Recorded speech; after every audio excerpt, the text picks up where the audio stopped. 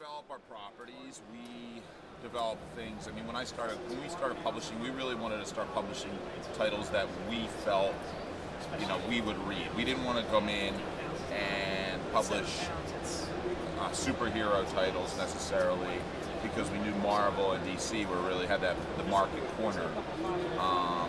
So we wanted to come out with new titles that, can relate to film, can relate to TV. You can't, Wonderland was recently optioned by Lionsgate TV for TV series. We have 6 different projects in development for TV and film. None of them has gone on the air yet, obviously, but we're hoping that'll happen sooner or later. But we don't necessarily develop our properties with that idea in mind. We want to be able to tell good stories first, and if you tell a good story, usually you'll be able to translate that into a TV or film. It's different, when we mark Silver Dragons are all ages line, and we do a lot of, we do keep them separate because it's hard. You can't market Silver Dragon with a Zenescope, which is for mature readers. Whereas with Silver Dragon, we do shark books, we do work with Discovery Channel, we do work with National Geographic, History Channel, educational titles.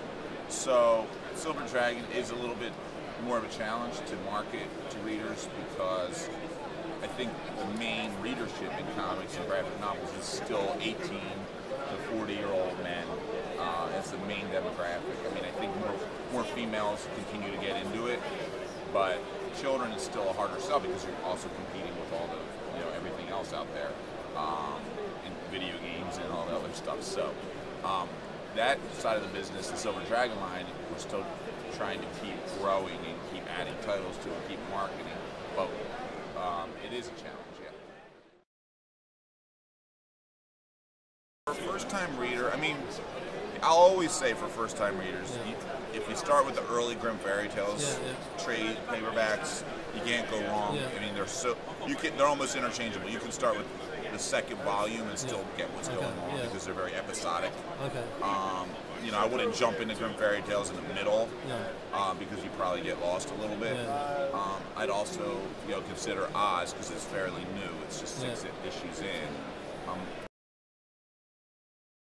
It's our longest running title, and I don't know, for those who don't know the title itself, we started publishing it 9 years ago. It was the first book we ever came out with, and it's very much taking the original Grimm stories, and rather than doing what Disney did and making them for kids, we decided to make them dark again, like the originals were.